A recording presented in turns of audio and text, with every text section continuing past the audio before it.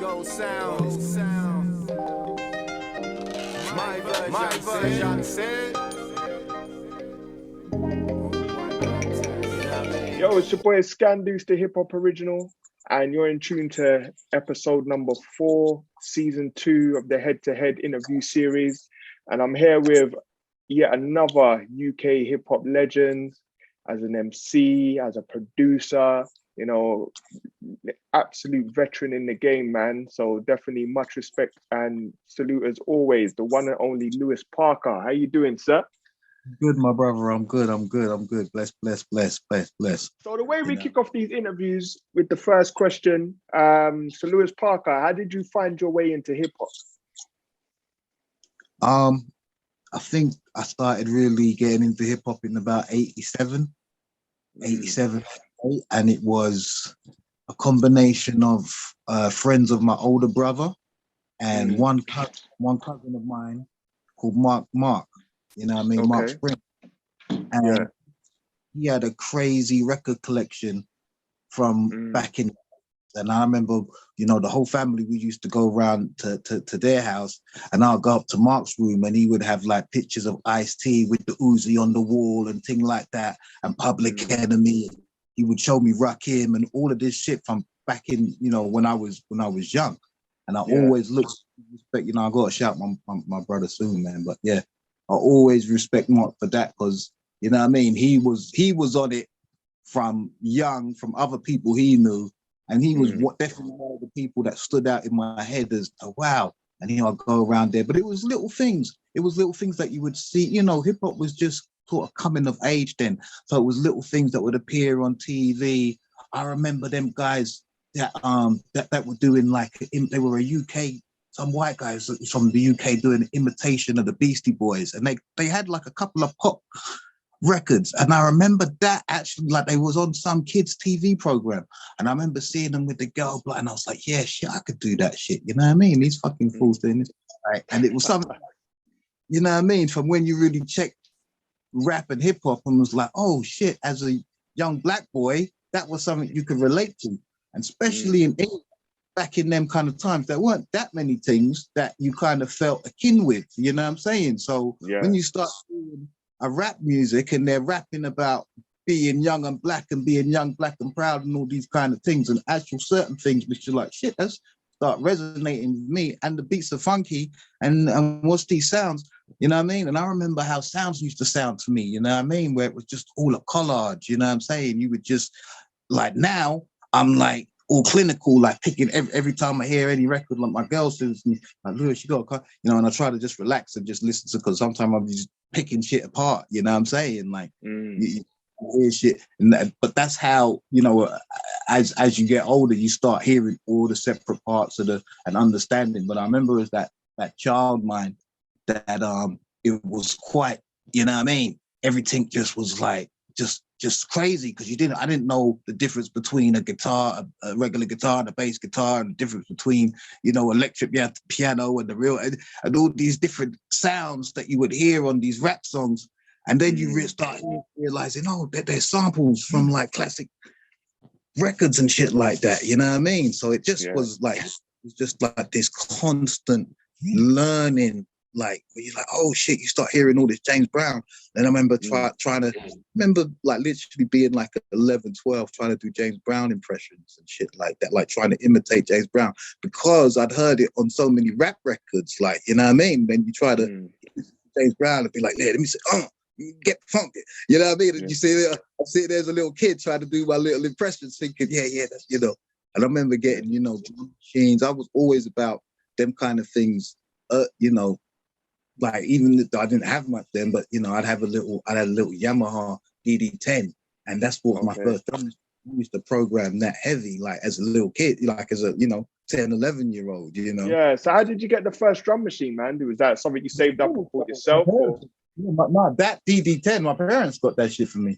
But I didn't get an SP until later on in my career. It's kind of like the end of the 90s. So I'd already put out, like, I did Masquerades and Silhouettes. I didn't have a drum machine. I didn't make that on a drum machine. I made that with an Akai 900, an Akai 950, which was used, but the 950 was just in the studio. And there were some tracks, I think I re-sampled the loops into the 3000 rack joint on Masquerades when I was in the studio. I think like Fake Charades and one or two others that I just literally took the break with me and just literally just looped it up again, because I was literally just, a lot of them times I was just looping like long loops, you know what I mean? And just find the right tempo, pick a drum pattern over it. You know what I'm saying? So I would say that in the 90s, like making beats was just, I would knock out beats like nothing, you know what I'm saying? Because it was a real simple process back then for me. It was just, you know, it kind of started all from loops, you know what I'm saying? And I started doing that from 8 loops myself as a kid. And no one showed me that. I found out years later that that was a thing that guys in New York and all type of shit was doing heavy. But I realized that myself.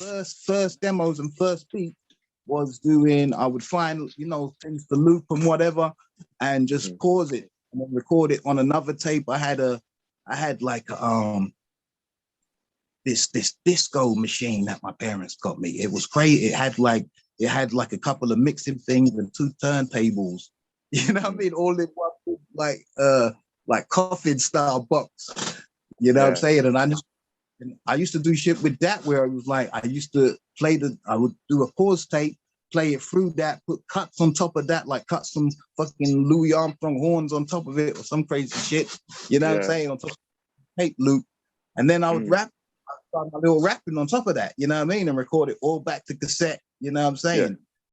The demos. That's how I started making demos before I had, you know, any real sampler or anything. And then, you know, I started going to this, and the first actual sampler I had wasn't even a sampler. It was a computer program for your Atari ST, which is why I got it on first records. People might be thinking, oh, maybe he said SP wrong. And no, I said ST, because I was talking about the Atari, like on things like B-Boy Antics. That's kind of, even though the end beats were constructed on a 950, I did all my my pre-thoughts, which were basically just loops. Like I'd just find like a drum loop, and it was all about, you know, I was listening to obviously a lot of Beat Miners, Black Moon and shit around that time, and a lot of general New York production, which all kind of based was, to me, when you look, it was based on you know, a loop with a filter and a raw drum beat, a raw drum loop most of the time. So it was, you know, kind of like just loop elements with little extra added things that you can come in and out with, you know. So I did a lot of the ideas for my beats, like on B-Boy Antics and shit. I did that computer program called Stereo Master for an Atari ST. Oh wow.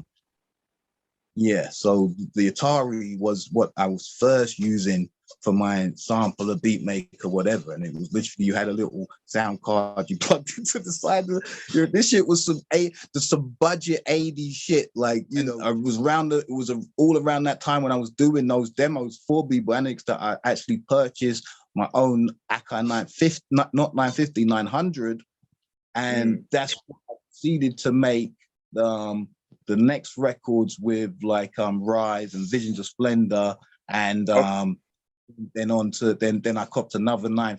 I think at one point when I was doing like Masquerades, I had about three 950s, or like, you know, the 2 900s and 1 950, something like that, combination of 950s and 900s stacked up, piled up together.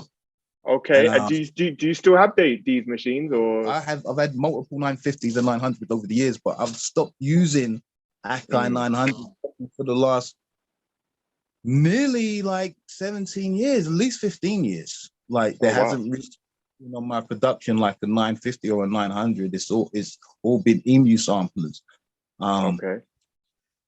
And yeah, my first SP I got in the end of '99. So it was my first SP production people started hearing was stuff like the Zero with Klashnekoff, Our Time, the Incognito, a lot of stuff all happening now was kind of a mix.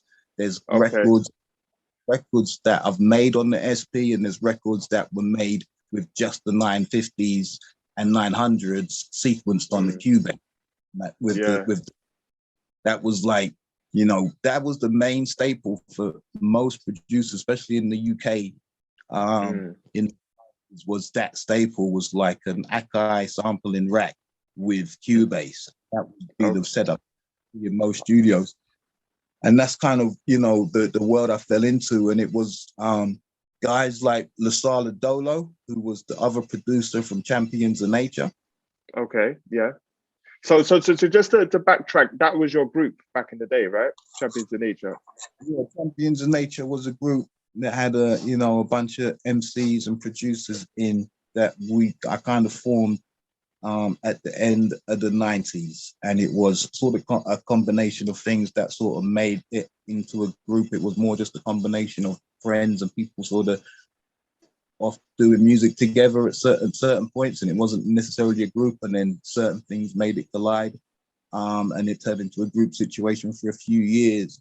And yeah, there was a possibility of actually doing a big record, but it never all came to a head properly with it.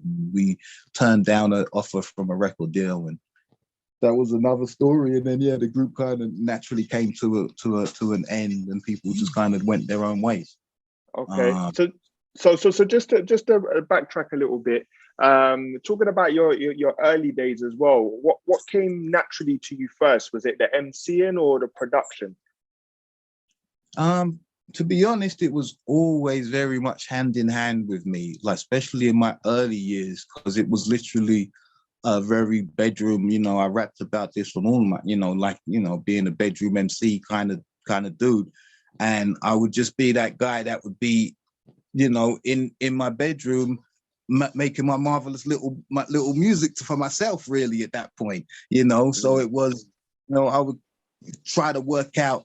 I'd be listening to my favorite rap albums and all that, and then trying to work out how I could construct something like that. Like I want to construct some shit like that. So I didn't have, I didn't even, when you're a kid, everything is innocent. So you didn't even really know about samplers and all of this, all of the shit that guys were really using to create the shit. I was just trying to be inventive.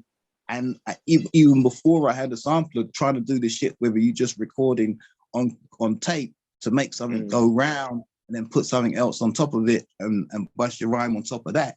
You know what I mean? So there was always a way to just kind of make hip hop. So it was listening to other records and the records that I start, you start thinking, yeah, these guys are on top of the game. These guys are the best, how do they get their sound like that? What's giving it that sound, So what was the process from obviously being like a bedroom artist to be in a position where you was signing your first deal and releasing your first vinyl?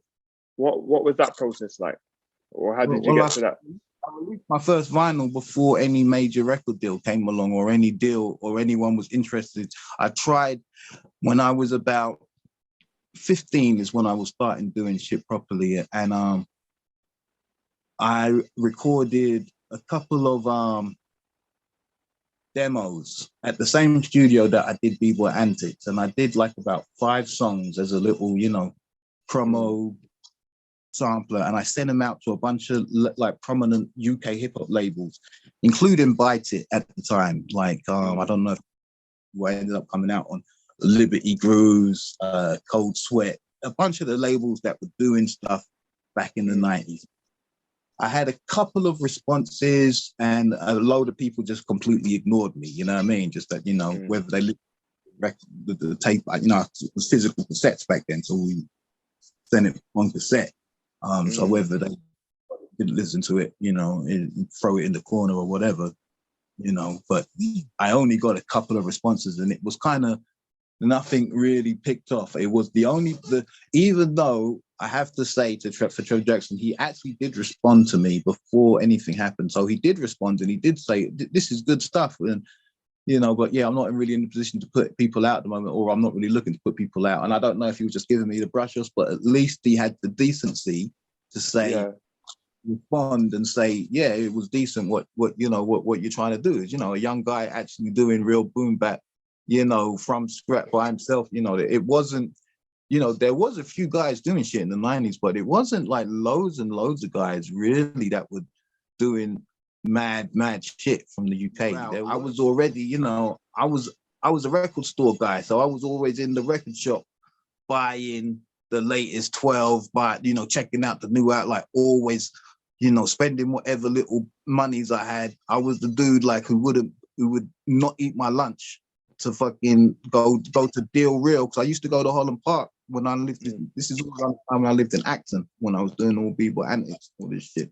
Used to go to Holland Park, and the Real Deal Real, like the classic Deal Real, the first one before it went up West End. That's where I first met MK and Pete from Deal Real and all them guys there. I was going over in their shop and not spending my lunch money and buying the latest 12s, you know what I'm saying? So, you know, I was all up on that. And in the 90s, there was a flood of this independent rap shit. So it kind of meant, oh, what? You didn't have to be like, you know, the big artist, like with the super big record deal. You could just come out on this little, you know, there was some of the hottest records that felt like to me back then were these records that no one else knew about, like these little independent, like with that whole 90s era of all of these underground 12s and kind of faceless times where literally I was going to record and just saw you. I didn't need a record cover. I didn't need to see the video. I just needed to go to the record store and hear the hot shit on wax and be like, yo, I need to buy that vinyl and go and listen to that. That was mentality. So releasing, so I was like, yo, I could just do this shit myself. And that was where I came, you know, I'm just gonna, and I pressed up 300, like literally, this is but super budget shit, you know what I mean? I was like, yo, what can I afford? And I could only afford to, I was like, yo, I'm not even gonna press up the other side. The first B-boy antics, it's only one-sided press. The other side is, there's nothing on the other side. You only can play one side of the record. When Trevor Jackson on Bite It repressed it, he refreshed it and put the instrumentals on the other side. But my original press was literally one-sided record. And I was like, how can I do this record and actually afford this shit as however old, about 17 years old or whatever at that time, trying to raise some peas to afford that shit. You know what I'm saying? And that must be gold dust now, man. That original one-sided white label. I'm sure it goes for over a few hundreds at the right time. You know what I mean? I've definitely seen it go for over 100. Wow. So how did you meet up with the guys from Massive Attack, man, and who signed you to their label? I was all through like a few things. Like now, Bite It, after I put out my own independent records, Bite It, the guy from there did eventually come back to me and was like, yo, I want to work with you in Rare. So we then put out another record called Rise. Rise got quite a lot of acclaim for an underground record like that back then for a UK release. You know, a lot of write-ups about it. A lot of people were playing it. You know, Westwood played it and all that kind of shit. So it had a little buzz about it. You know what I'm saying? And Massive Attack independently heard it, that record on when they were in Bristol, and were like, that's a great record. And strangely enough, their same manager happened to be managing Trevor Jackson.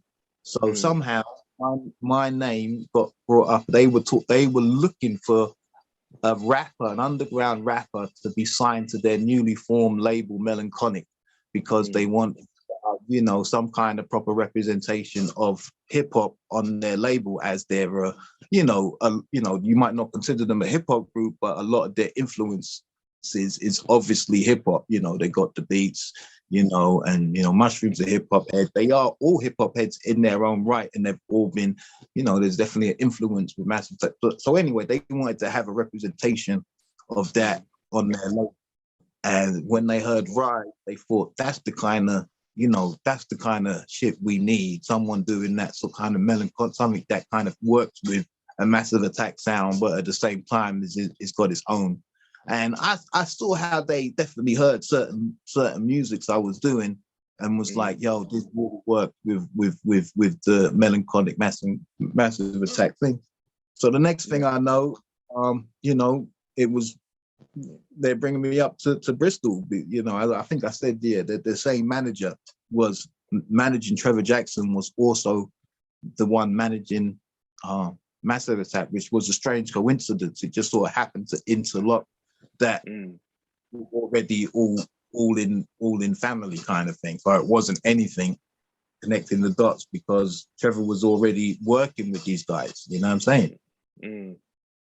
So the next thing I know, I'm in Bristol and getting signed to Melancholic, which is essentially getting signed to Virgin Records, because it's just the subsidiary. Their label basically was a subsidiary of Virgin, so it just kind of meant everything went through Virgin. So all of the big deals and all of the actual money and all of the shit you're actually doing is going through Virgin, but you're officially signed. It's like having a management, you know, kind of like that. But yeah, it's that was how it was.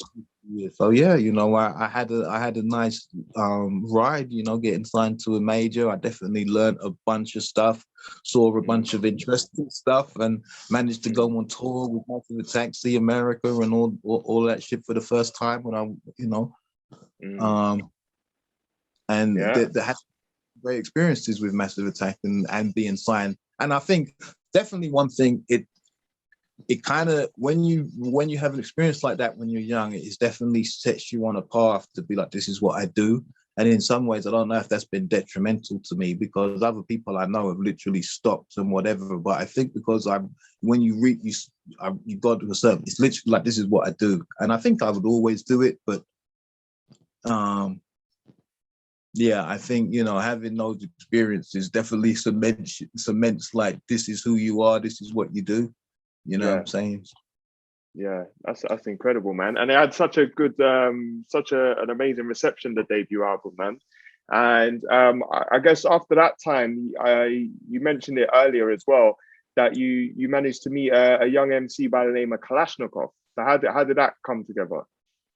I used to kind of run with my man A-Side, you know what I'm saying? I used to hang quite a bit with a cat called A-Side, who you know, he's infamous in his own right. And anyone who knows, you know, my older albums will definitely remember a bunch of features with A-Side. But yeah, you know, me and A-Side was running from a session with Mark B, actually, when me and A-Side first linked up. Rest in peace, my man Mark B. And yeah, me and A-Side got tight, and I used to go around A-Side's. You know, I used to live in Whitechapel, and he was in Hoxton at that time, had a flat in Hoxton. And yeah, I sometimes used to walk down and check him. And one of his boys was Klashnekoff, a young Klashnekoff, and he would be in there spitting a few times. You know what I'm saying? So there was one time I remember in Pacific, I'd gone down and it was like, Mans was freestyling. He was like, yeah, I really, you know, you got really to make a beat for me and you got to do something. I was like, all right. And I went back and I thought about it.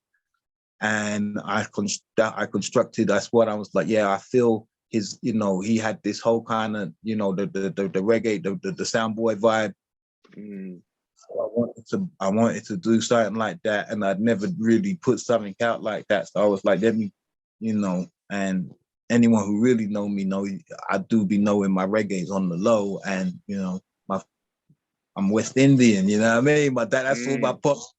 My Bops is a sound boy on the low as well, like, you know what I mean? Sound system man and all that thing on the low. But I wanted to put something together for Clash from that. I remember that it was a Pacific time when I was around there, and it was just, you know, just certain vibes going off. And he let me know that, yeah, he's serious about this thing. And I went back and I found I was going through the records and I pulled out this Ken Booth thing. You know what I mean? And it had a version of Speak Softly, the Godfather's theme. You know what I mean? Like, this is perfect. And it just sounded gangster. You know what I mean? From the speaks. I was like, oh shit. I had the big fanfare intro and all that. I was like, yeah, this is gonna be murderous. So I linked that up for Clash. And He come around. I remember that day because I don't know, I don't care what that guy ever says, but he could never tell me that day that what he didn't feel so crisp. Because I remember how he told me that day. He said, listen, I only have £1 in my pocket and I'm going to buck back over £1. Yeah. But I feel like a millionaire right now after recording that track. And that was, and you know, when there's certain times, Bless, when I've been in the studio or whatever, and I've recorded certain things and you get that buzz and you get a sensation. And I knew it with that track. I got the sensation recording him and I got the sensation mixing it. I knew it would be a big track that people would remember and it would do some big things. And that track broke the gate to Klashnekoff because after that, everyone wanted a part of him and everyone was offering him this and that and everything started flying from him. So, and it set the trend. So it was a good door opener for that brother. And, you know, wish all the best to him, you know what I mean? Yeah, man. That was I remember the first time hearing that ring off on the radio, man. It was just like, it just felt like a game changer, man. It just felt different, you know? Yeah. At the time. At the time, you didn't really have that much representation of roadmans like that in rap. You know what I mean? There wasn't that. There was certain guys doing it, but it wasn't like, I would say now in UK rap and in hip hop, or for the last 20 years, since like the 2000s, that's been like an obvious thing, you know what I mean? But in the 90s, it wasn't this. In the 80s, it wasn't like, you might have had certain guys touching on it, but people were different back then because even whatever people want to say about me, but there was that. I think the whole thing with trying to emulate the States and all of that shit as well, and not being completely comfortable with UK shit and all of that. I think all of that, and I don't know, even the right sort of man's, like I would say, you know, it was more hip hop man's talking about hip hop shit that predominantly was making records. So when you had a guy like Klashnekoff who really felt like this is a road man who's really coming spitting these street bars, like no one's really done that before. Like there wasn't that much, you know. I'm sure I off the head I can't really think, you know. I'm thinking Demon Boy, Northside Demon Boy is a thing, but you know, you know what I'm saying though. Like it was different. Like kind of heard a few guys maybe touching like that, but the way he just laid it down, like rough, rugged, and raw, and it's just a legitimacy he had. That, you know, that's what it sounded like. It sounded like this is for real. It didn't sound like no one putting on no things. At the time, it really sounded like this guy is for real. Like, wow, like, and people could. And I thought that's one thing I felt with him is like people felt like they could relate to him and they represented what they wanted to have represented, and not many other MCs had really be able to, especially for the brothers there in London and the cities and things. You know what I mean? So, yeah. That's incredible, man. So how did the connection come around with you and Ghostface Killah? That first happened. I gotta always shout out my brother Lee, because although I was already in the States and living in the States at that point, you know what I mean, I was back in the UK, and I was chilling with my brother Lee and his and Kobe. You know what I mean? Respect to both of my brothers, and they were like, I didn't even know nothing about it. They were like, oh, Ghostface is going to be doing an in-store at Deal Real. What you need to do, Lewis, is record off that beat CD or that beat list you got in the thing and bring down the beat CD for him. And I was already at that point doing a lot of giving out. I spent a lot of time in the States going to different, industry style parties and giving CDs to guys, and, certain little things come of it, certain things come of it. But sometimes you start getting disheartened, giving CD out. But anyway, we went to the thing, Ghost is performing, and I always remembered this shit, and I'm gonna say it because the guys at the Deal Real, they were trying to big up everyone. It was like, I don't know, sometimes I feel like Casper trying to front on the kid, man, you know what I mean? But they were trying to big up other producers to Ghost Bless, you know what I mean? And Harry Love was one of the main ones. They tried to tell him multiple times, and then they even got him to freestyle over Murder. And the guy was like, yeah, it's all right, but you know what I mean? He wasn't He didn't. He wasn't like, yeah, who's this guy? Which I think they thought was gonna happen. Anyway, I give him the seat.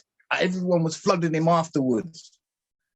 You know what I mean? Flooding. I'm like, I just got to get that one opportunity. And I see him open. And you know when you catch him right in the eye? And I said, yeah. Ghost, Lewis, beat CD, bang. You know what I mean?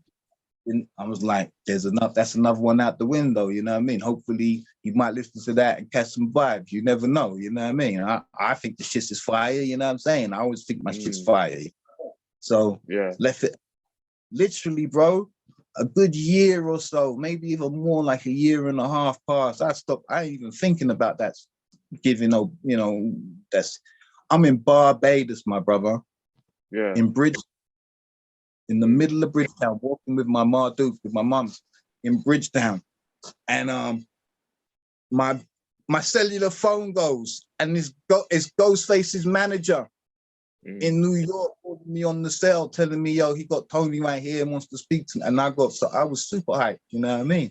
And he was just, you know, telling me they'd already started recording to a good 5-6 joints of mine, you know what I'm saying? Oh, wow. In reality, bro, yeah, you know, there was mad joints. Like he actually spat to, I don't know, a good 7-8 joints in the end, you know what I mean?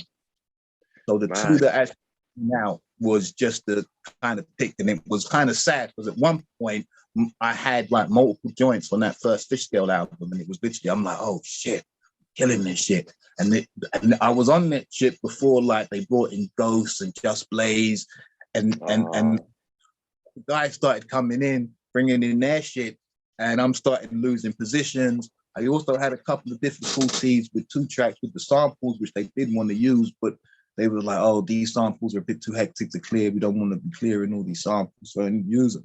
You know what I'm saying? I still got 2 in the bag for the, you know, one on the Fish Scale, one on the More Fish. Yeah. So was that an ongoing issue that you had with samples and sample clearances over the years? Or? I wouldn't say an issue, but it's maybe an issue. You know what I'm saying? And it's mainly usually when you're dealing with major labels. That it's not gonna fly, you know what I'm saying? That usually sampling is gonna get in the way, you know what I'm saying? But also a lot of shit is also major labels, they don't want to take any risks, especially it's not like the 80s or 90s where shit was kind of flying through. If they know it's a sample or they've got any inkling that you use samples, they're literally trying to, you know, find out every sample if it's going through a major label, especially if it sounds like, oh, that doesn't sound like something he's played, that sounds like a loop or some shit, you know what I mean? So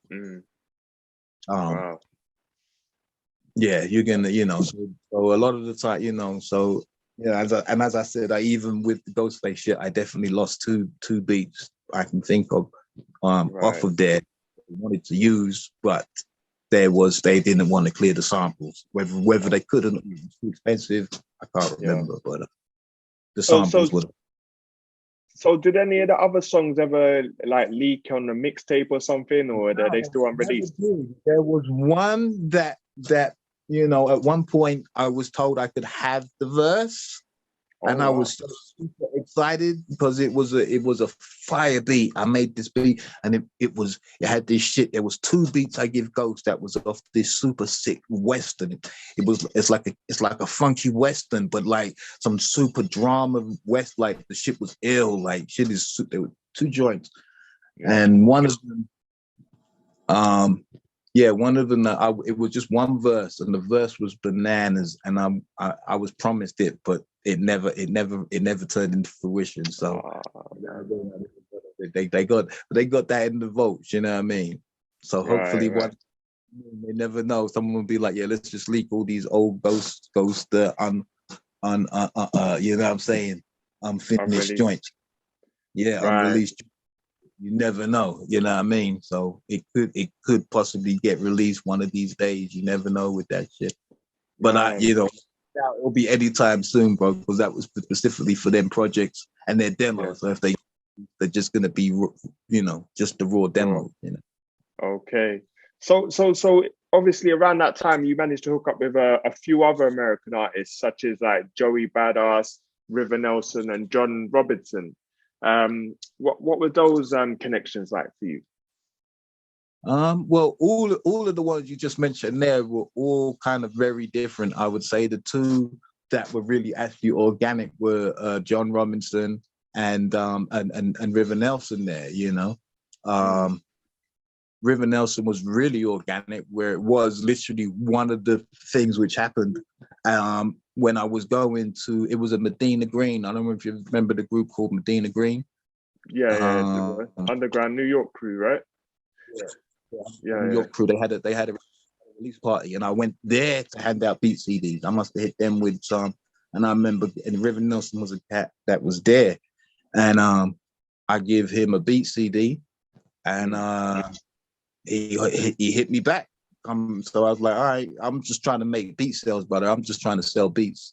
So the next thing I know, you know what I'm saying, I'm turning into, okay, let me just throw you a beat. Yeah, just rock with that. And it didn't turn into me selling the beats. It turned into, let's just do a little project. And I ended up that first album was kind of done in that vein, where it was just something I was like, all right, cool, let's just do some shit then, bro. Yeah. Sometimes, you know. And yeah, River kind of ripped that first River Nelson out album, like The Rise and Fall, definitely happened in that vein, where we just kind of turned into a friend that was coming over, and I was putting some joints together for, you know what I mean? The John Robinson now, that was a situation that came through Project Moon Circle. Like, I didn't know John previously. He was doing work with this label, Project Moon Circle, who wanted to do some stuff with me, and the guy who was running it at the time was just like, oh, why don't you two do a project together? I think you two styles would sound good together. And I'm that's right, you know what I mean? So we ended up recording, we done it was like a feature I appeared on first, which wasn't my beat, it was someone else's beat, and it was just like a feature we did for their label. And then I did I was kind of working slowly on my Glass Ceiling album at that point. And that's when I did The Unseen Trap with John Robinson, which was kind of like, for me, it was like, yeah, it was kind of a prelude to the Glass Ceiling, what I was actually working on. But but then that kind of turned into the situation kind of being like, okay, let's do, like, why don't you just do an album with John? And then the next thing I'm doing International Summers, which, you know, it felt very organic because it didn't feel forced. It felt like it was a good idea to do for both of us at the time. And we put it together, and we've actually become really good friends. And even though sometimes, you know, we don't see each other like that no more on different sides of the globe, he's definitely a brother that I always feel is a good friend. Like, you know, he's a very stand-up dude. And that's, you know, I think we were on the road for, you know, the majority of the year together. And that sort of definitely, I think, when you're on the road with someone and, you know, you're sleeping in the same room and all that kind of shit for a minute, it's like, you know, that it makes you sort of understand, like, okay, I got to respect you on another level, and we do good music. But I think on, you know, there's, you know, being on the road, man, definitely pushes you together, where you have to go through certain little battles. I remember there was once we got stuck in Italy at a market, man. Some Italian dudes trying to rob us and shit. You know what I'm saying? There was some foul. It was like going through some shit like that. Like, it kind of pushed you together. You know what I mean? Yeah. Yeah, we definitely had some international travels, man, you know. That's crazy, man. That's crazy, man. And wow, so we spoke about the Glass Ceiling briefly. Is there anything else you want to say about that album in particular, or that project? I think it was one of my greatest albums for me. And it was definitely, for me, it was like sort of trying to pinnacle what I was doing at that point. And I think a lot of the album encapsulated a lot of that. Where I think, you know, I'm always trying to do that, where you're trying to really home in. But that album sort of got a lot of styles. Like, I try to sort of be like I work on a specific style, specific idea, and then trying to bring that all into one project, one, you know, so it feels like a conscious stream of thought, almost a story, even though it's not a story. But I try to do that with projects where it has a feel to it, a style to it, almost, you know, almost if it's not a soundtrack, but it has visual effect to how the music is presented and comes across. I've always kind of thought like that with how I put together the music and the music that corresponds with each other on each record. So most of my records, when you listen to them, I try to make it feel cohesive, not just in terms of, you know, it was a good rap performance or, you know, it was a well-made beat or whatever, but the actual sound, the style of the sounds, is sort of cohesive throughout that project. You know, there might be certain variations, but it kind of sticks to a theme. And I've tried to do that since B-Boy. I would say B-Boy Antics is probably sort of the most that I just was like, yeah, just throwing together my style. But even then, when you listen to it, it sort of sticks to the script. And my records always do that. You know what I mean? Stick to the script of what the record is. You know what I mean? This is what it is. You know what I mean? And this is the sound of this record, and this is how it's going to sound. You know what I mean? This is the feel of it. I'm going to use these kind of samples on this record. You know what I'm saying? And it was under a new label as well, King Underground Records. So you was off the Massive Attack situation, and was this so you was back to being independent again? Well, yeah, I mean, after Massive Attack, which sort of ended after All Happening Now, which came out in 2002, and the end of my deal ended at the end of 2002. I spent a year basically without a record deal, without any situation in England, and I did, you know, a few bits of underground stuff, and, you know, things for Jess at that point. You know, Tommy Evans, other guys in the UK. You know, I was doing a little bit of production, mixing for people, and just bits and bobs. You know what I'm saying? And my sister got a situation. My sister does singing, and she got a situation with Violator in New York. The reason why I went to New York in end of 2003, she had a situation. She had an apartment, and you know, it was a kind of a family thing going on. So a lot of my family situation had now was in New York. So I'm sitting there like kind of struggling in England, like not really shit is popping and they're doing just a bunch of shit, which I kind of felt like this isn't going anywhere. I kind of feel like I'm going backwards almost, like, you know, where I got to like musically, I felt I got to a point with Masquerades and that kind of stuff there. And that didn't, you know, it's sort of like the scene was changing in the UK, the direction of, you know, you know, it was obvious at that point. It was always a fight trying to get hip hop out on a major label, and especially UK hip hop out on a major label. It's always a fight. Unless you're doing very commercialized style of rap or something that fits directly into whatever mainstream is going on, you know, doing like underground music is always going to be a hard pass on the major. And I kind of think like my music has always been underground, but there was that certain point in the 90s where that underground sort of sound of hip hop started to feel like this is the accessible sound. And I think maybe labels kind of saw that for a little minute, but still they were like, no, this isn't the way. For me, it felt like in the UK, they specifically were like, we don't want that kind of hip hop, you know what I mean? And we don't really want to get behind it.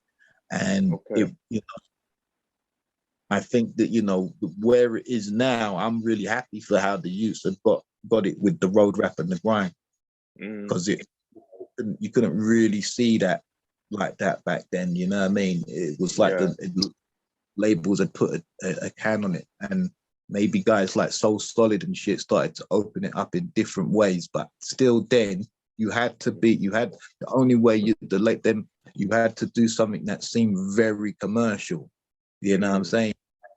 I was always about making, you know, boom bap, real hip hop. You know what I mean? Yeah. So Yeah. So did that influence your decision to form your own label? Because you are, so I already had like the emblem of Dusty Vinyl for a long time, since the 90s. I think I was using that as my production name.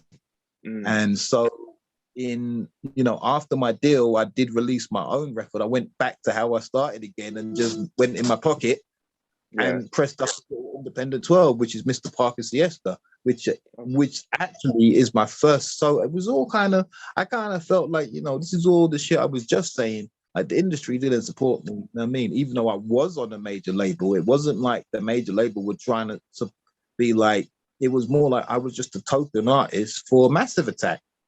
And we're gonna leave you and treat you as such. We're not gonna give you no videos. We're not really gonna try to promote your shit. The only opportunities we're gonna give you is opportunities to sell out and do some other kind of pop music that you're not really into, which was what I was offered like a couple of times. Like, oh, you could do this, you could rap on this shit, and we'll promote this or we'll do this. Why don't you work with these guys? Yeah. But actually promoting Lewis Parker music and giving you some professional videos. They told me in a meeting, I'm like, why can't I get a video for my album? They're like, oh, well, maybe you can get like a student to direct one of your videos or something. Basically telling me to go off and outsource and find someone for free to do my video. Wow. In a professional meeting at Virgin Records, and I'm a Virgin artist, and I'm literally scratching my head like, what the fuck is going on, bro? You know what I mean? Like, so the only conclusion I could reach is, all right, even though they've paid me money and they're gonna put out my record, they don't actually want to push me as an artist. It's literally just like, we're just doing this because Massive Attack have signed you, and it's kind of what they want. They've got a deal structure with how they've set up their label, and but we don't really want to support you as an artist. That's kind of what inevitably it felt like to me in that situation. And then when the Massive Attack situation kind of changed itself, there was no real support for me in that whole environment. You know what I'm saying? So, I was just left in the wind to be like, okay, now fend for yourself. So I'm just trying, okay, let me go back to my hip hop shit. And I was just doing underground hip hop shit, which is, that's what I know to do. Yeah. You know what I mean? So, and there's so many projects, man. I'm just thinking about a project that came out back in 2019 you did with all the 45s, which was a really, really unique, the 45 collection. What was the inspiration or the idea behind that? Well, it's always thinking of, we love records, so sometimes me and Dan at King Underground just talk, what ideas we might do. And the 45s, I definitely buy 45s here and there, and Dan buys 45s. And I think it's a nice way to listen to the music, and it's kind of something slightly different from just having it all on one album. So I don't know. I can't remember exactly how we just come up with the box set in that fashion. But yeah, it was kind of like, a way to, I've still got a couple more that, like joints in the archives that, I might do another set like that or something else. So it's sort of like, I had to put certain things out there that haven't been out there, and do it in a way that people will appreciate, So I felt like that was a way, even though, certain of the tracks on there, like it wasn't the bit, like certain of the ones was a little bit of the, like even at the time, I wouldn't have released like it was more like the demo, like my demo version of the track that I was like, yeah, I'm happy with. This is to listen to for myself, but this ain't the one really ready for release. You know what I'm saying? So, and as time goes by, you listen back to certain things with fonder ears and like, oh shit, you know what? Let me just release this shit. It's nice. It'd be nice to people to actually hear some of the stuff, because I feel like, even though I put a lot of records out, I still feel like there's a bunch of, like, when you hit certain joints, just like, oh shit, yeah, you never released that one. Oh, you never put that one out. And it's like some of that shit, some of the best stuff I feel like I might have done, I might never have released it because I feel, and that happens. I think a lot of artists will probably, can relate to that shit, where it's sort of like, for me, it's sort of like sometimes I can get so precious with something that you don't want to release because it's sort of like, oh, I got to get it right. I got to get it right. And then you never feel like it's 100% right. So I'm like, oh, I'm going to go back in and touch that one back up. But then it gets long and then then it gets old. And then you're like, oh shit, it's old now. I'm just move on to something else. I'm not even fucking worried about that one.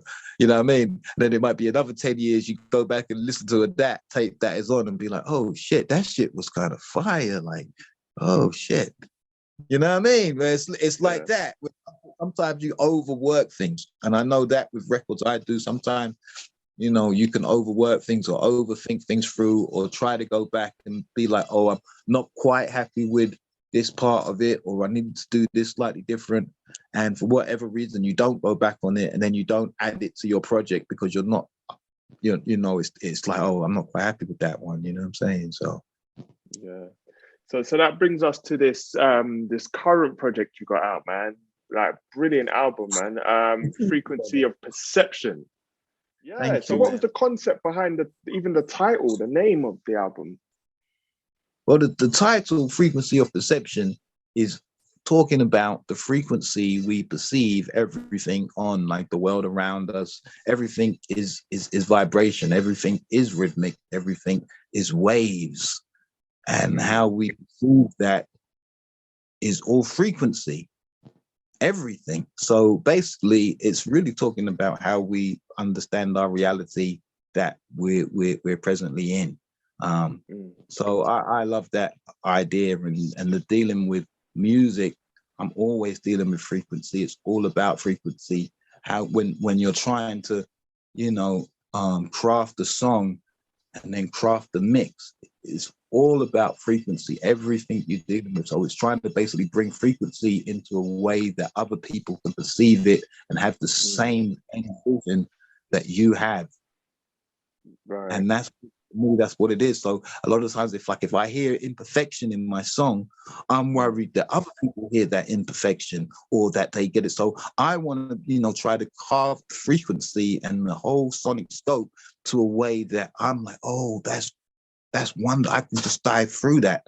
And if I feel like that, surely that's going to relate to other people. So it's, it's all about the frequency we perceive on. Man. So leading up to this album, because this album felt like it took a good amount of time to put together. How would you say that your sound in production has evolved to this point? Well, this album has definitely been in real time reality. It's like a crossing point for me because I can literally hear how I've started. Well, not started actually on this out, like the finished product is quite sort of well into it, but pretty much, for example, on all of the drum, there's only 3 tracks which have got like drum samples from records, which is massive to me. Like, I rely on drum breaks, you know what I mean? Like, looking for old drum breaks. That's literally been my staple forever. That's what you do as a hip hop producer. You got to find. So setting up my own drum kit, putting 8 mics together and recording your individual tracks and mixing down drum tracks and creating your own drums from scratch, sampling them and giving myself the opportunity to have extensive hits and stuff that is rarely possible. I'm finding those kind of individual hits and shit like that on records, you know what I'm saying? So but trying to record like craft sounds, as I'm saying, to the point where it's like, this sounds like what I would sample off a vinyl record. So it's doing process, is learning how to mix drums. I spent a good few years now literally trying to, which is like it's another craft in itself, away from the beat making, away from the SP, away from everything else. It's like, okay, I need to actually learn how to record and mix drums. You know what I'm saying? So doing that has been a process in itself. And I've been doing that kind of on the low for a minute now. It's even I did albums for King Underground where it's drum breakout and I had drummers come over and record drums and shit like that. And so it's that whole process which I feel like, okay, I feel like I'm kind of competent in now. Is has been slowly leading me to the point where I feel like now, which I haven't released anything yet. Even though I put up my first song that is basically that's what I'm working on right now. I want to finish this shit before the end of the year. Is just a song. It's like basically me doing what I would sample. That's what I've been doing now for a while. Is creating my own samples, playing the instruments. I've got really heavily into the synthesizers and all of this kind of shit, and putting together the kind of music that I would sample from scratch, and then sampling that.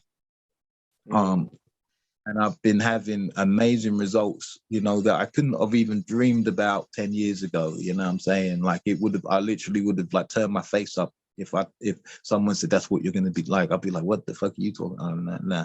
Like it was I might have had like, I've been employing like bass guitarists for a minute, even on the glass ceiling. There's a couple of bits where I had a couple of little live players to come and do a couple of bits for me, and I just sampled them off, you know what I mean? But it wasn't, it just seemed far from, like, I remember the reality of thinking, picking up instruments and actually trying to play these shits I'm sampling. That shit seemed crazy to me. Like, oh no, I'm not gonna do that shit, you know what I mean?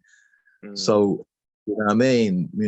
Getting into trying to play bass with my man Juice, who's nice on the bass, and picking up, a few bass guitars and just starting to feel like, okay, I can actually start being a bit more musical now.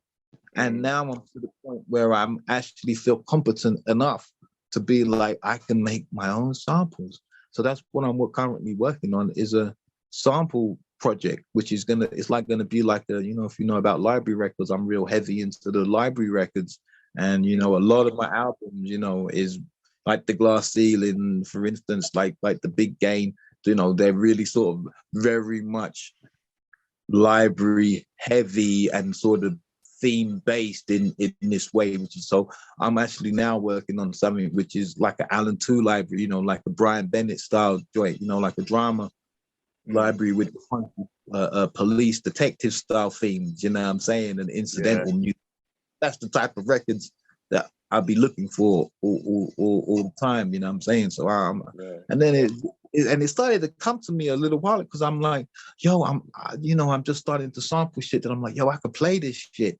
Like the shit that I'm sampling, I'm like, oh, it's just a keyboard line. It ain't really that crazy. I could play this shit. You know what I'm saying?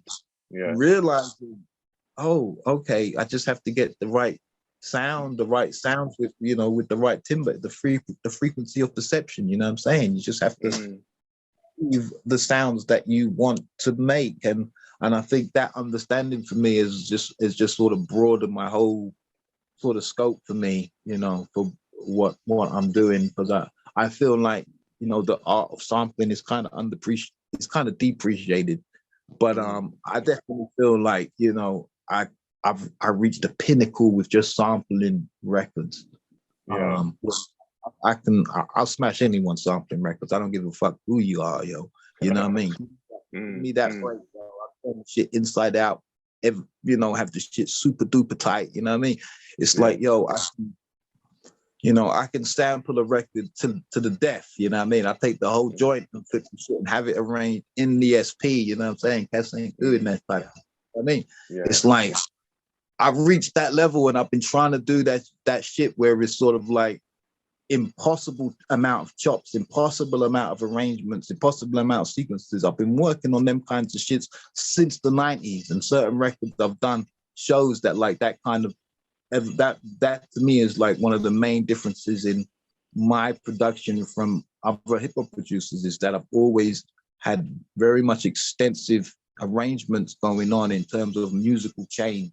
With your early days working with DJ Bias, Mark B, and Vadim, who else really taught you, like, helped you perfect your craft, man? What did you learn from those guys in particular?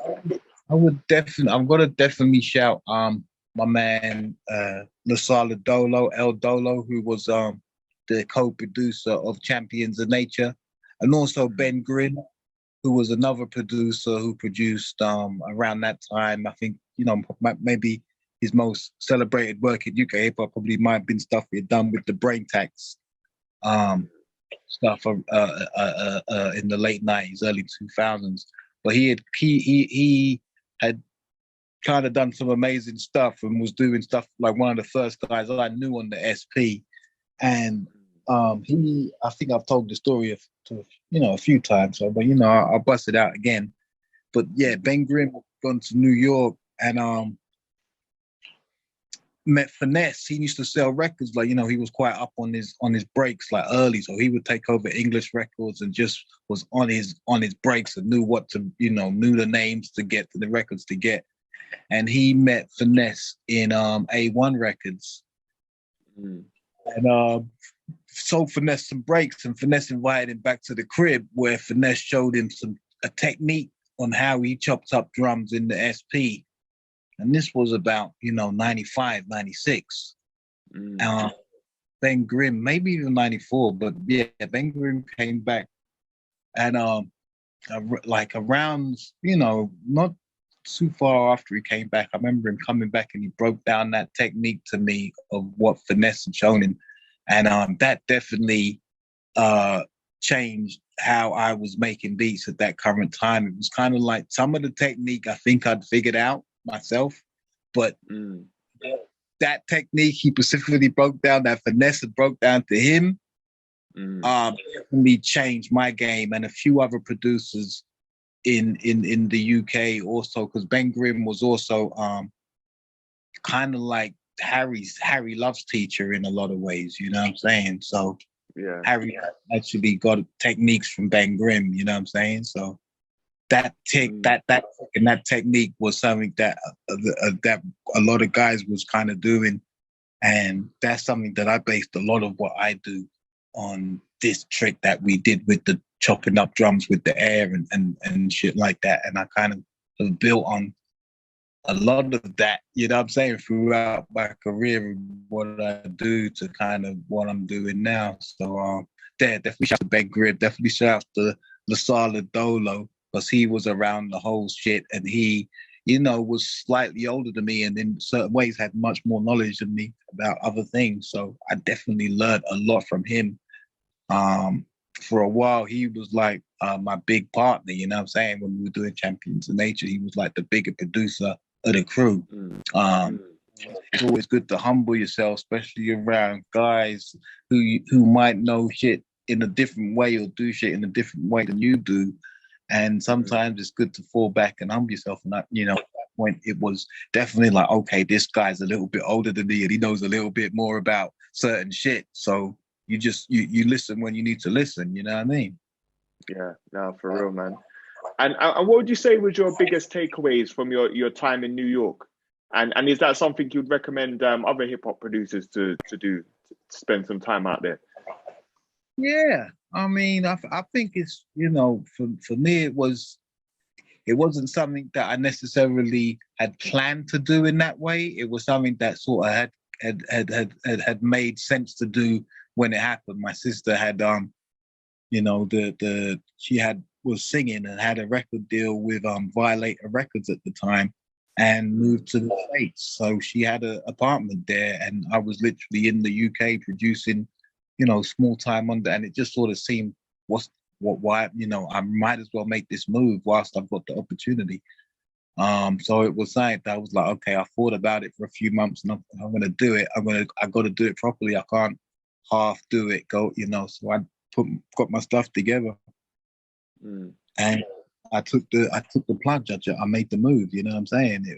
But it was because it was the opportunity was there with an apartment and somewhere to go and stay already in place, you know what I'm saying? So it wasn't like, oh, let me just see if I can just go out there and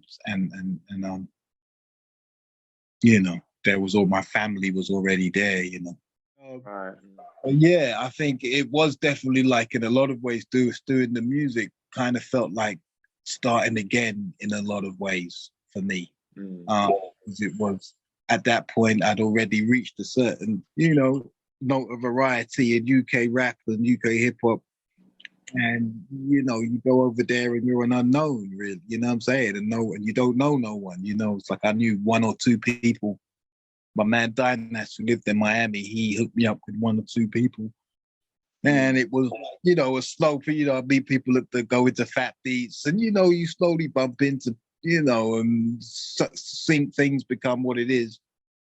And you make friends naturally as where you ever do, where you can go and move somewhere. But it was literally like starting again, like, oh shit, you don't know no one. You know, it's not just you could just go and just, you know, go up to Funk Flex, oh, you can play my record on the next show or what. It's just not like, so it's, you know, it's a literally, oh shit, I gotta kind of start the grind from the ground up again, you know what I mean? Because no one knows me in this, you know what I'm saying? There might be one or two cats who might you know a bit about UK rap or whatever, and got a couple of underground 12s or not, you know what I mean? So it definitely felt like, wow, I gotta kind of prove myself in New York, and I feel like I kind of did to a large degree, and my name is kind of, you know, known to degrees in the hip hop circles in New York. So I kind of feel like I did my thing, you know what I mean? Yeah. For real, man, for real. So how do you compare the grinds, man? Like, obviously trying to break a record in New York compared to trying to break a record in the UK hip hop scene. What do you think is the major differences? The major difference is that I don't feel like I ever really broke a record in New York like that.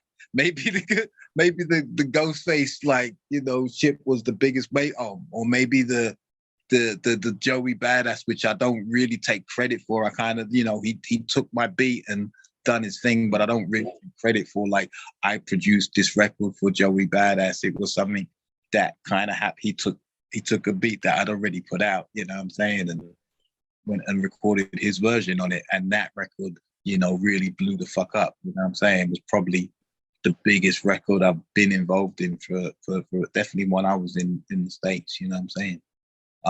That had a Lewis Parker production on, you know, that record was charting and all kinds of stuff.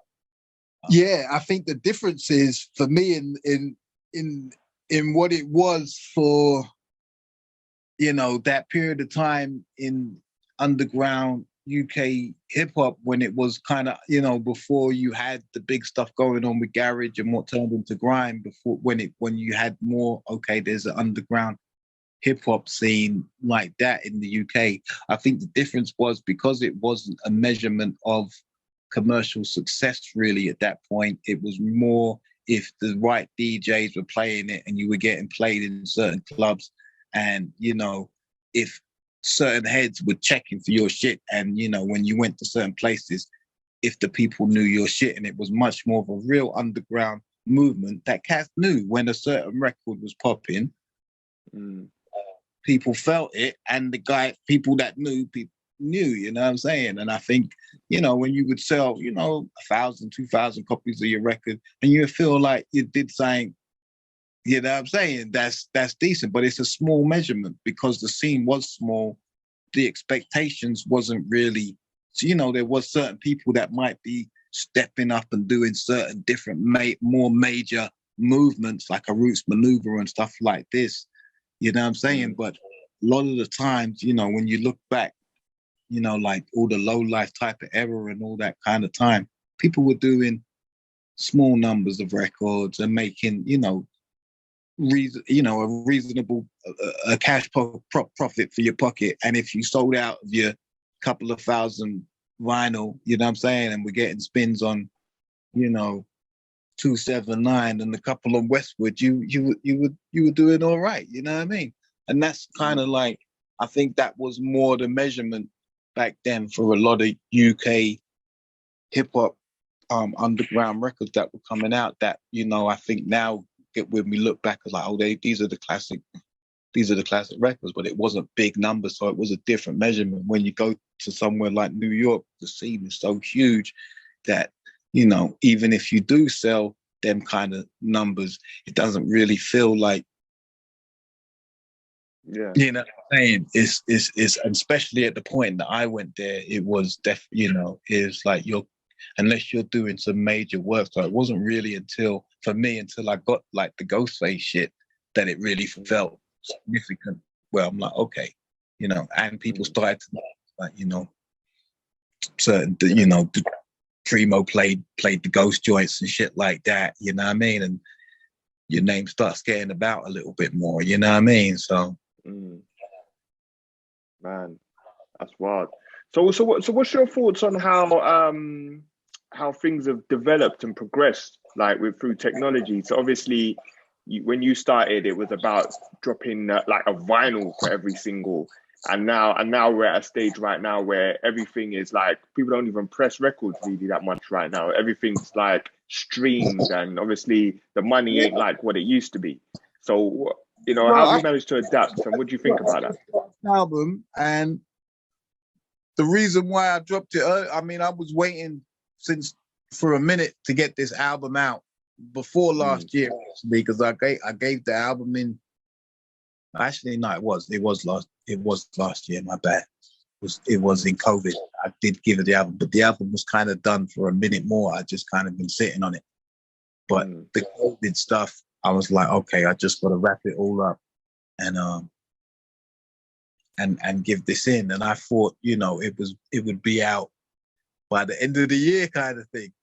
And we're a year and a half down the road, and the vinyl still ain't pressed, even though it's been at the pressing plant, because there's all kind of major backups. So you know, I told him a few months, let's just get it out, which is why people have now got the album on digital, because I just thought it's ridiculous that it's been done for so long and just and we waiting for the pressing plant, like, you know, keep on pushing the date back every couple of months. We think we're going to get it. It's it's going to be another 3 months, another 6 months. You know.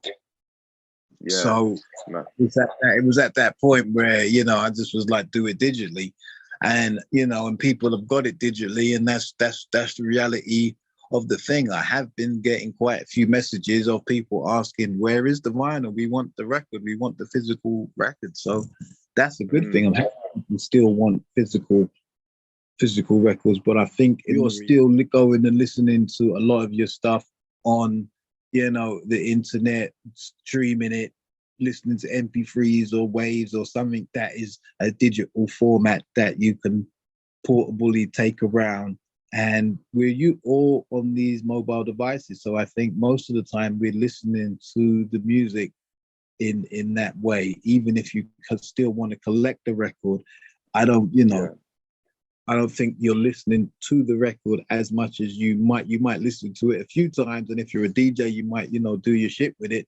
But I think a lot of people aren't listening to the records in that same way. I think collectors are collecting their records and putting them on their shelves and being happy with them. You know what I'm saying? So with the way people listen to music now, man, I know you're a man that, like, you take a lot of care in how especially your beats sound. And you know, obviously people are listening to them like on whack earphones through their phones. You know, does that affect like how you produce and the attention you spend on mixing and the mastering now? No, I mean, people fully appreciate that still. In anything, it makes you actually have to think about it a little bit more, and you have to take all of that into consideration. So to me, the better the mix you can actually present at the end of the day, the better it's going to come across altogether. I know I've heard the opposite argument where people think, oh, you can get away with, you know, just knocking it out and doing a 2-track and just compressing the 2-track and having a super loud vocal on top. Sound fine because it's just coming out your phone.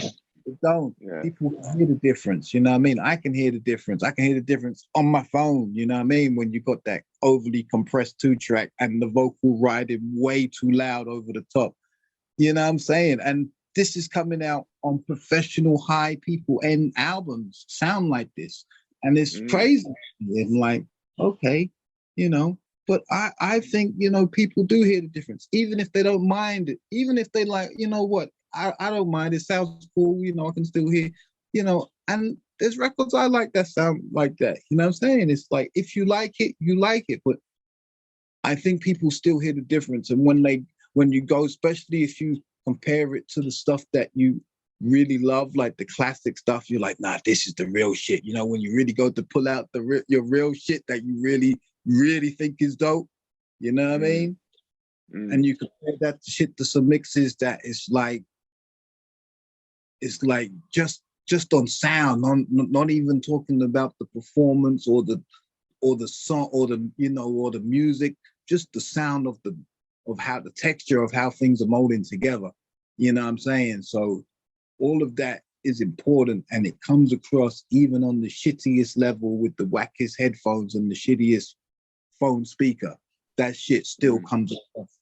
And we know that because when you go to listen to your classic record, you go pull out your R&B, your Luther Vandross or whatever, the shit is sounding dope as fuck when you listen to it on your phone.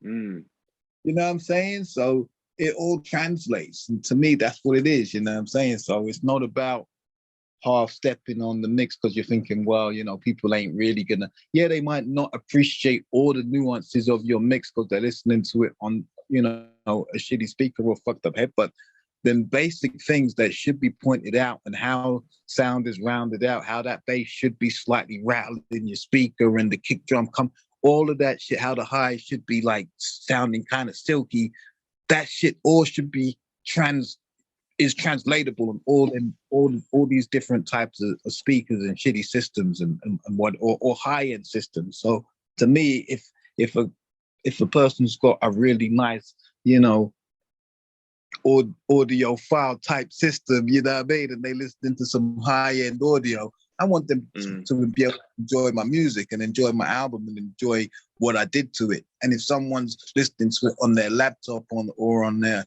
phone without no headphones, because a lot of the time I listen when I'm on the move, I just put on some shit straight on my phone. And if I listen to my own shit straight on my phone off the speaker, it's like I can even tell the differences between, you know, what I've mixed it on and what kind of EQ I've got on there. And I can tell the difference between my old desk and my new desk on my phone. You know what I'm saying? It's like, you know, so when I can hear it, I know, well, other people must be able to hear these, like, even if you don't, because a lot of things I feel like we hear, we don't necessarily pick up on them straight away. You know what I'm saying? Yeah. Man, that's for real, bro. And one thing I really appreciate on the new album, Frequency of Perception, man. Yeah, I mean, 20 cuts on there, you know, and you can hear that it took time, bro. You can hear the time that you put into the production, man. You know, the sonically, you know, the way it flows from track, the transitions, you know. I really hope you do an instrumental version at some point as well. But tell me a bit about the process and the time it took to put these tracks together, man. Yeah, it definitely was a little bit going back and forth. There was a lot of kind of hold up with finishing this album because of I had to move. Like, since I've been back in London, I've been kind of trying to do this album, but it's been moving, like different, you know, life circumstances been hindering the thing. So having to, I was in different places, moving around Essex, then was in different places around Hackney.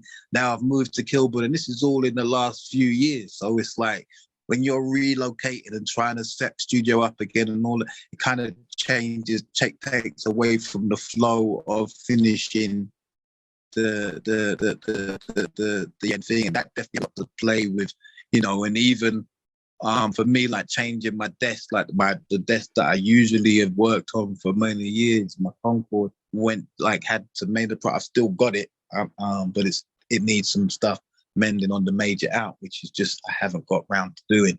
And so I just picked up something like another desk to work on, which is what the album is finished on the Studio Master. And it's got a different sonic to it than my other stuff. But there's in certain ways, there's certain things I kind of like about mixing on this desk, and there's a certain character I can get in on it that I'm really digging. So yeah, I mean, it was a lot of, to me, I mean, my music is always kind of a lot about trying to get my equipment right, trying to get the sound right. And so this definitely represents a lot of that in terms of, you know, even how I was doing the drums, like nearly all the drums on the album are my own recordings. Like I've mixed the drums before I've sampled them and all of this kind of stuff. Nearly every track's, you know, more instrumentation than just the sample. I mean, there's a few that, you know, one or two that are pretty much just the break, maybe one, you know, couple of little added percussion bits that I've thrown in.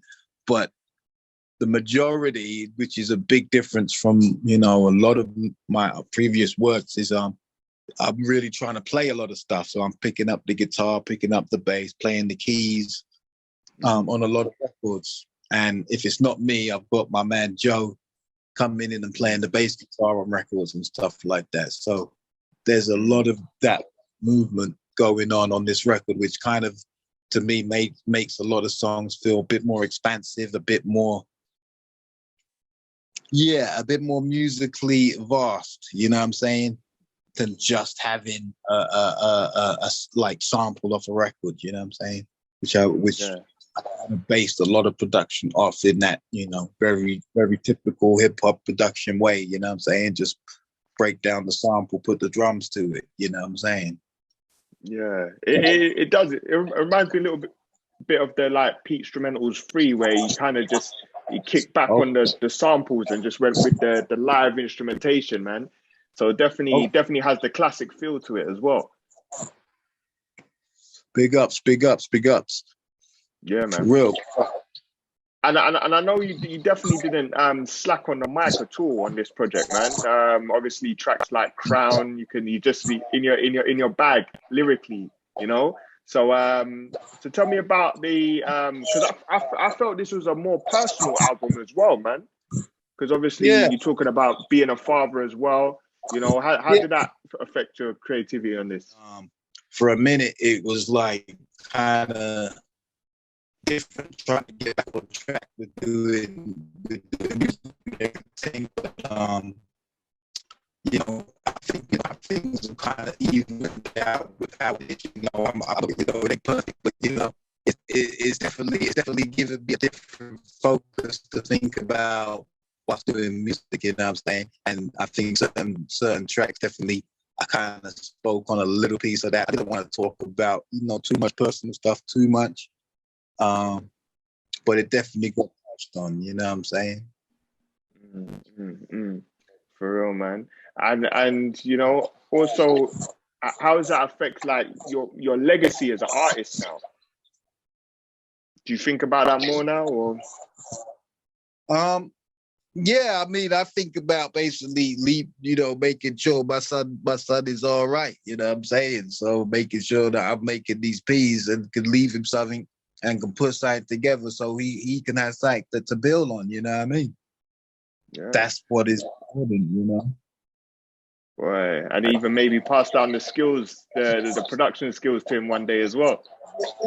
That's that's always, you know, when I get the chance for him to come around to the studio, I always try to show him something, you know what I mean? But I hope, I really do hope that I get to pass down the skills and he remains it, because you know when they're young it's all playing fun, but it's I would say when you get to about 7, 8, 9, that's when it's like you start performing, you know what I mean? Yeah. So, yeah. That's dope, man. Hopefully it's gonna come. Yeah, man. And so in regards to this album, man, you know, obviously things are opening up again. I mean, are we gonna get to see any of this live? Are you gonna showcase any of this project? I've been wanting to, brother. I was gonna do something at the chip shop, then I kind of got a little bit sidetracked and ain't organized it. So I'm feeling like when the vinyl actually drop, I'm gonna try to put something together to rock something at the chip shop. But other than that, promoters get at me, you know what I mean? I'm here, you know what it is, you know what I mean? Yeah. You gotta holler me for some shows, you know what I mean? Yeah, no, that's for real, bro. That's for real, man. And also, you know, obviously now that this project's out, man, and to me, where to you personally, would you say frequency of perception ranks, like amongst your other bodies of work, in terms of what you personally feel? I think it might be the best one. Mm. Like when you actually look at it as an all round, and sort of, you know what I'm saying? I think there's people are always gonna like records because of personal reasons and maybe the time frame they listen to it, and songs relate to someone at a certain time. They might have been going to college and listening to that album or something like that. You know what I mean? So you might have a personal relationship with certain things. But I do think this album is one of my most rounded albums out of all my albums. That was something I was trying to do, where I didn't want it to be too focused on any like one specific theme. It feels like it is a solid running concept or does have a theme to it, but the theme is, there isn't necessarily a theme to what the songs have to be about or I'm talking about, or there's no specific espionage, or there's no specific Star Wars reference or something like this. Like a lot of my past albums have been quite specific from track to track and stay on theme throughout the album, which I tried, certain projects I tried. So this album, I just wanted it to feel more like just slightly more easygoing than that. You know what I mean? So it's just me doing my thing. And what I'm rapping about is just me doing what I do, like pretty much day-to-day type shit. You know what I mean? So as you said, personal, that's kind of, maybe that's what we got from that as well, because I wasn't trying to reference anything that was really out of my day-to-day scope, and not, it was very kind of down to earth and day to day. So you mentioned briefly performing at Pass the Torch with Ty. Obviously, he's a close friend of ours who recently passed away, man. Do you have anything you want to say about your memories of working with Ty, or just knowing him in the scene?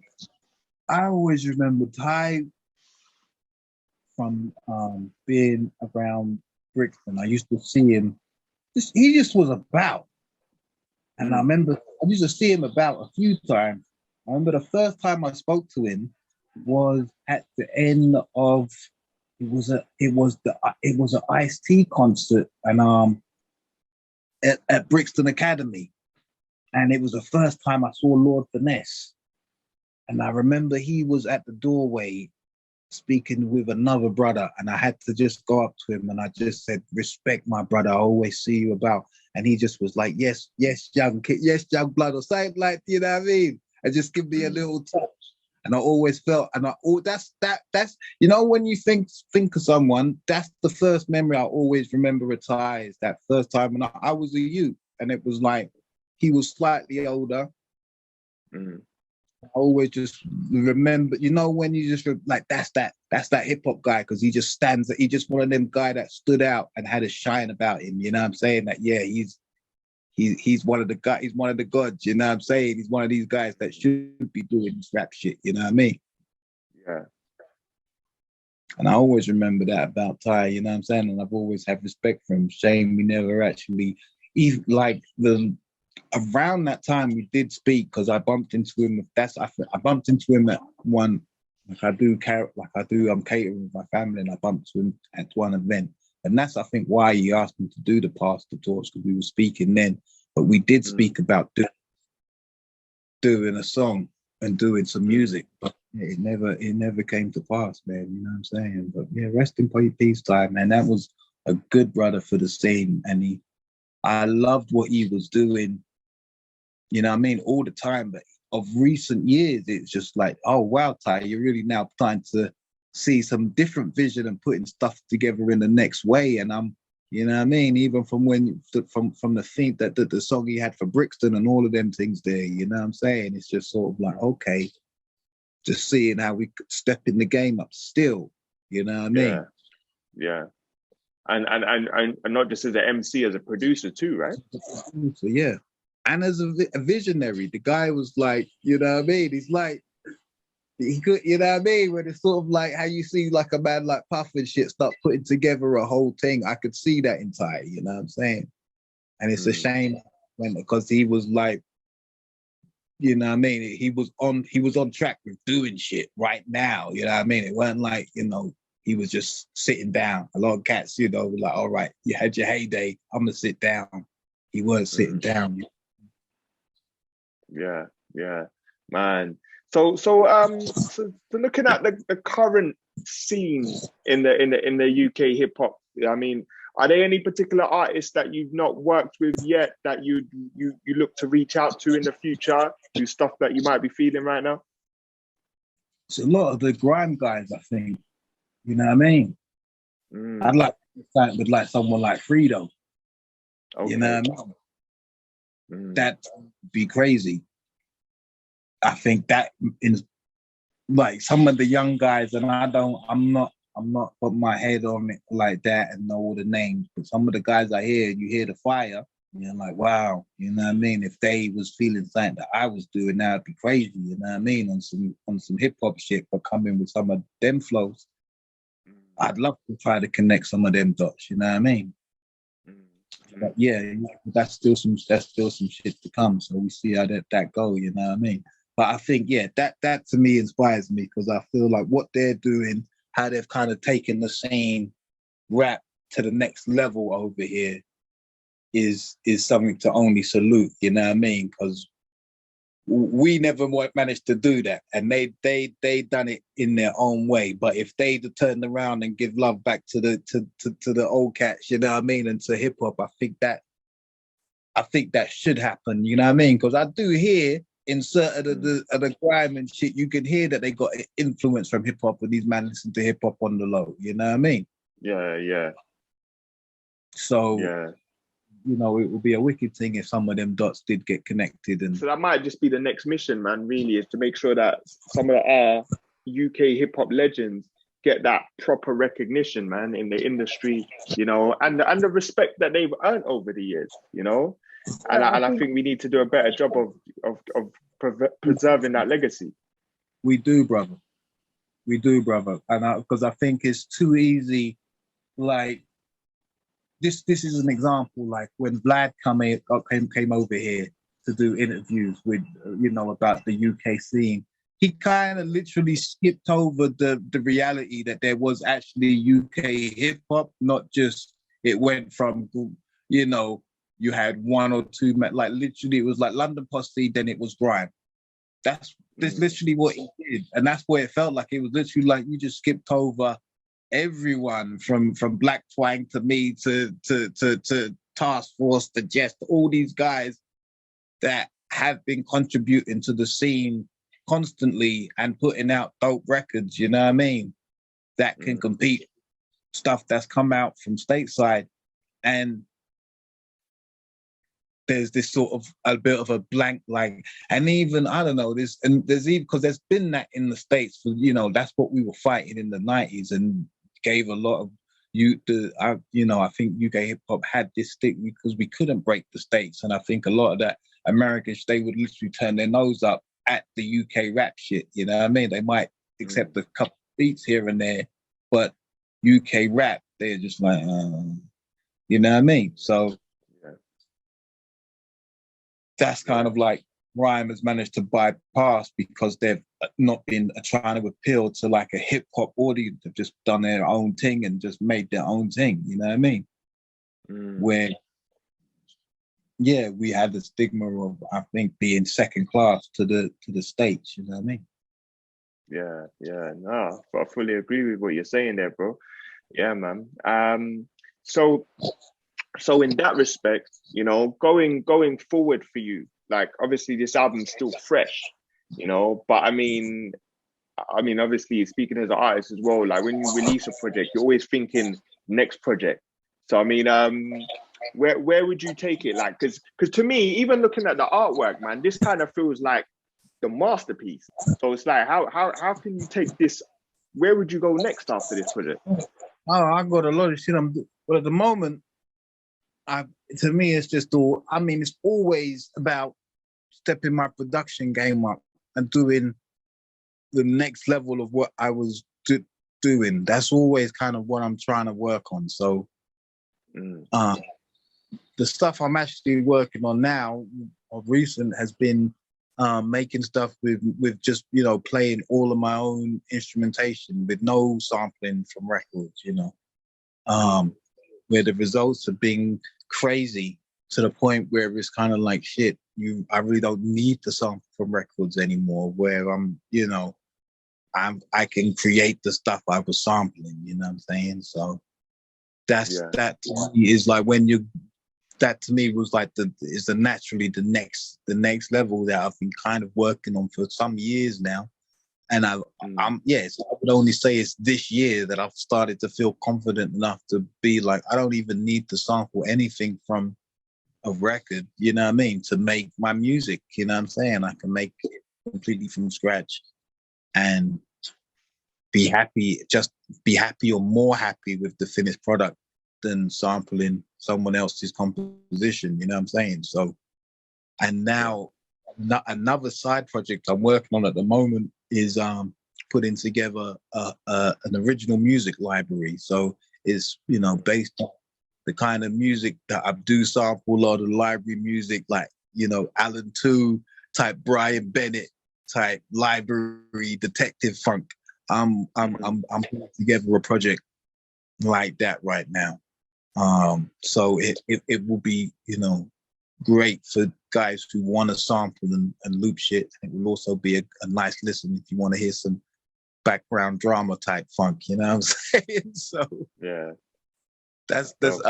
I'm working on that right now. But yeah, at the moment I'm producing, like I'm doing a lot of beats for people, like selling beats. I'm working with a French singer. I'm doing a small EP. It might turn into something bigger, but those songs are sounding really nice. And I'm putting together some ideas for my next solo album. But yeah, things popping up and then not popping up. So, but then it's always better not to talk about things that I can't guarantee are happening or not happening, you know. Yeah.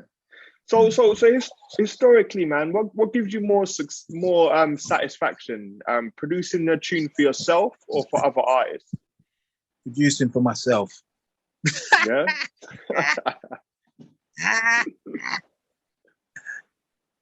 Yeah. I mean, that's the problem is. Now I do love producing. There is when it's a good artist and the rapper is amazing or the singer is amazing and they really take the song to somewhere else. Like when it's really like them amazing artists, like when Ghostface was rapping on my beats and I would go to the studio and hear the verses, I would literally get goosebumps from him playing me the raps he would do over them beats. And certain times, like certain MCs gives you them goosebumps. You hear them over your fucking beat and it's like, God damn. You know what I mean? That's, you know, they've set it up. But I started, you know, making music to make beats because I wanted to rap. I was rapping before I was making beats. I was trying to rap before I was making beats, you know what I mean? And the reason why I started trying to make beats was because I wanted something to rap on, you know what I mean? So the ideas of, you know, making beats most of the time come from, you know, a feeling or, you know, even if it's not a formed idea, it's a feeling of this is kind of what I want to rap on or I want to do a song. So most of the time it's like if it's a beat that I get really into and inspired, it's because I'm thinking about rapping on it. Even if I don't end up rapping on it, I'm thinking about rapping. You know what I'm saying? That's why I also think like producers who do rhyme often it gives you a little edge with making beats because you can kind of hear how to flow over the beat. You know what I'm saying? And you know where the break is. You know where the point. You know where how to sequence it right because you know how to how you want to rap on it. So a lot of my shit that I see is, you know, I'm doing it because I'm thinking about how I would approach putting raps to it. And even when I've got shit that's like sometimes with my shit, I might have shit that might be too musical, but it's trying to then break it. Like, how are you gonna have all of that shit, but make it in a way that you can rhyme on it, have your hook, and then come and do your bricks or something, you know? It's all of that shit, you know? So we're definitely looking forward to hearing new music from you, man. And you know, what keeps you so driven to keep performing that, keep pushing yourself, even this far into your career, man? Because I love music, man. You know what I mean? That's it, you know. I love making the music. That's really it, you know what I mean? If it was like, measured by how much, you know, success or financial worth I have made out of music, or, you know, what hit records I've got, I think I would have stopped a long time ago, you know. I do, like I've always done this because I actually do love making the music I make, and I love hip hop, you know what I'm saying? And I love the whole shit of making music, and I love how to make hip hop, and the ideas that are formed over years and years are all, it goes back to that. So even when I go, you know, I might go a week or two and I don't really do any music, you know what I'm saying? It's still like all of the ideas are forming for the music, you know what I'm saying? So it all kind of comes back to that. So I know even if I was to sell half of my studio or get rid of the studio, I'm still going to be sitting there thinking about it. Even if I sold the SPs and all of that shit, I'll be thinking about it and probably find some way to start making my beats, doing my shit again. So it's when you know you love something, it's just that's what you do. And it's definitely just become who I am, you know what I mean? It's like that, you know, I know if I go, as I say, if I go a week or 2 weeks without, I'll be getting itchy fingers, and I start, you know, I'll get agitated and shit, you know what I mean? I'm not fun to be around for too long, you know what I mean? I'm like kind of pissed off. I need to be back in the lab and like knocking on the SP and, you know, doing my little music and shit, you know what I mean? Because I've always loved to do it. And to me, it's always about doing what you enjoy doing, and I enjoy doing it. And to me, it's only, you know, it is that skill on building on what you love to basically get the best you can possibly be at what you love to do. For real, bro. And that's a beautiful note to wrap this with, man, you know. And, you know, obviously long may it continue, man, you know, and obviously we're going to continue to use our platform to support your work, bro, because it's been amazing. It's a fantastic run, bro. The new album's fantastic as well. My version said.